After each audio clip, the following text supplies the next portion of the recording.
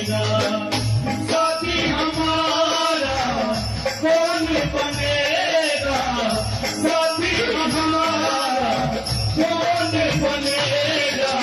तुम न सुनो